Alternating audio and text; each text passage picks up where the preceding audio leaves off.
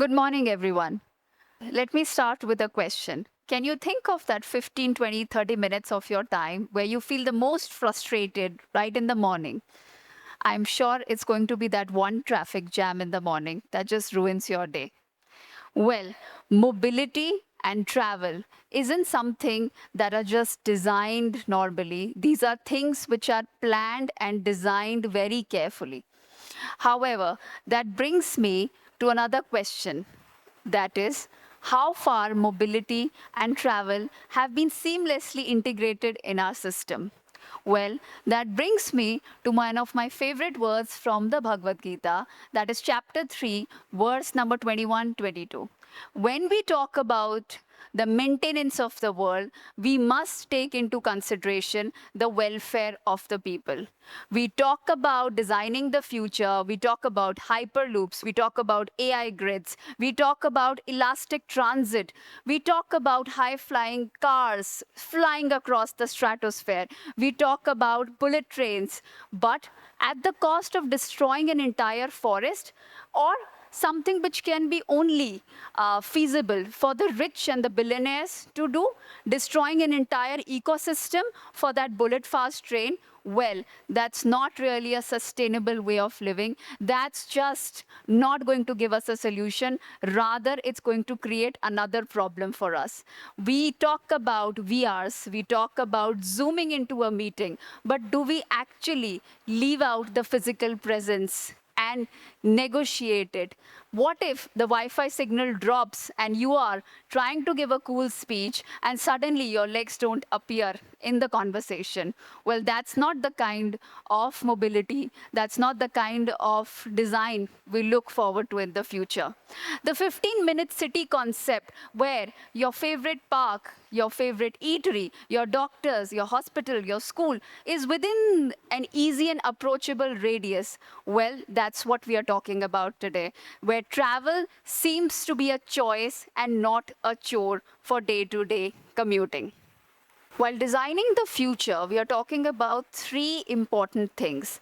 We are talking about transiting from dumb roads to living infrastructure, roads that actually build electricity, roads that are actually converting kinetic energy, the roads which are actually powering the street lights. Maybe a traffic jam is causing so much energy that is actually becoming a power plant for another city. The second, the internet of moving things, things which are mobile, things which are portable, things which are seamlessly integrated into the system. And the last one, of course, we are building a system, we are building a paradigm, a shift from how our forefathers, our ancestors were viewing things. My grandfather once told me, while he was standing in the field looking at an airplane, that it was nothing short of a miracle. Now, however, for us, commuting has become a nuisance. However, for the future generation, it might be a utility, a necessity without which they cannot do. Another thing, so we have a lot of research which are coming up where people are trying to build elastic transit, where the buses may grow and shrink in size depending on how many people are commuting in it. So that can be a future. That's the change we are trying to build in. Autonomous vehicles look nothing short of a miracle. Imagine sitting in a self driven car where everything is already downloaded in the software. Imagine that autonomous car, $100 million AI built car, having encountered a squirrel or a stray dog on the road. Imagine the kind of midlife crisis the entire system would undergo.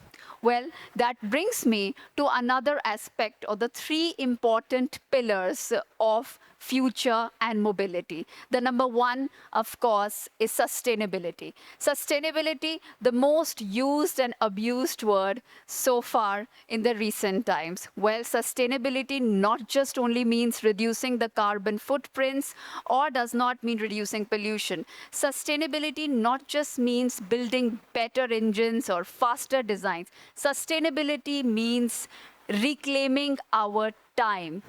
getting there should not be a problem. Rather, the focus should be on what we shall do when we get there.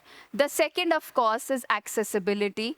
Accessibility, for example, vertical takeoff and landing. Imagine you're walking on the sidewalk and a quiet looking drain approaches you, takes you off in the air, and lands you on a rooftop somewhere. Imagine the kind of accessibility there.